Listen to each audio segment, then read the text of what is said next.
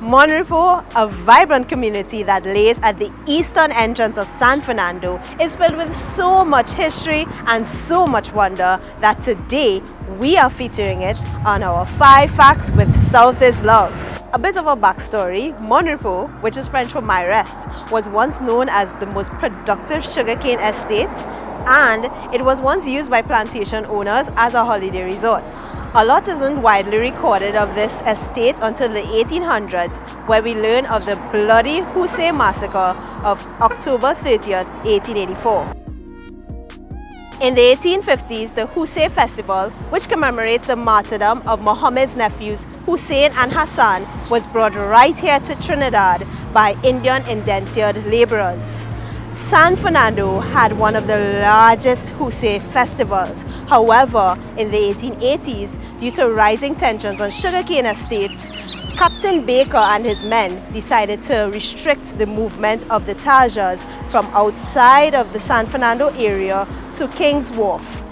This restriction, however, wasn't going to stop the East Indian indentured laborers, and the police knew this. So on the eve of October 30th, 1884, Captain Baker deployed some reinforcements to camp out right in Mon Repos to prevent the Tajas from even setting foot on the royal road of the Mon Repos estate. This order led to a bloodbath in Mon Repos. It is estimated that 11 people were killed and over 100 people were injured. However, recent historians estimate that the number of fatalities was actually greater. Whatever the case may be, October 30th, 1884 will always be remembered in Mon Repos as a day filled with the anguish, tears, and strife of a people who simply wanted to practice their customs. In 1921, the first ever commercial calypso tent was opened by Walter Railway Douglas. He was known as the person who revolutionized the calypso tent, and he was known as the person who originated the calypso ballad. Although much is not known of his earlier life, we do know that he would have spent the latter half of his life right here in Mon Repos. It was at this site that Walter Railway Douglas rented a room from a family after being stationed in San Fernando due to his job at the railway company. Residents claim that many famous calypsonians were seen in the community as they visited him for words of advice, inspiration, or even a written song. He would remain at his home in Mon Repos until he grew too ill to take care of himself, and then he was placed in a geriatric facility until his death in 1982. So the Mon Repos estate was largely underutilized in the 1900s, but that was until the 1940s during the World War II period, when construction of a housing development began right in this area to house Maltese refugees. However, the pace of construction was a bit too slow, so when construction ended here, the war was over and the houses were no longer needed for the refugees. So what they did instead was that they distributed the houses for residents in San Fernando and environs, and from there, the Mon Repos community began. The Mon Repos estate was owned by the tenants' estate initially, but then it was eventually sold to Usine St. Madeleine.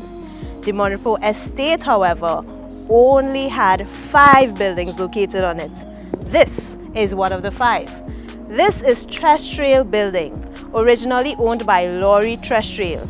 It was built in the 1890s by Laurie Trestrail himself, who specifically chose each piece of material to ensure that all of the details were as ornate as possible and that this home could withstand the test of time.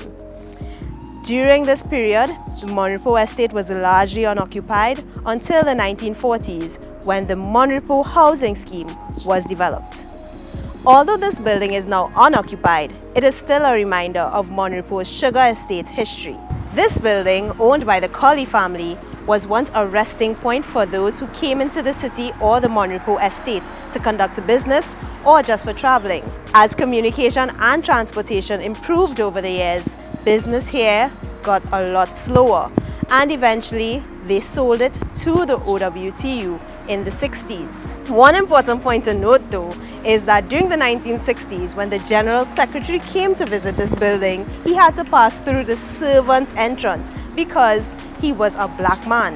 So when the OWTU had to purchase this building as well, they had to go through a white-owned legal firm because colonialism and the after effects of colonialism did not allow for any black-owned establishments to own any white-owned property. Even though we all know it as the OWTU headquarters, some members of the community still call it by its original name, the Paramount Building.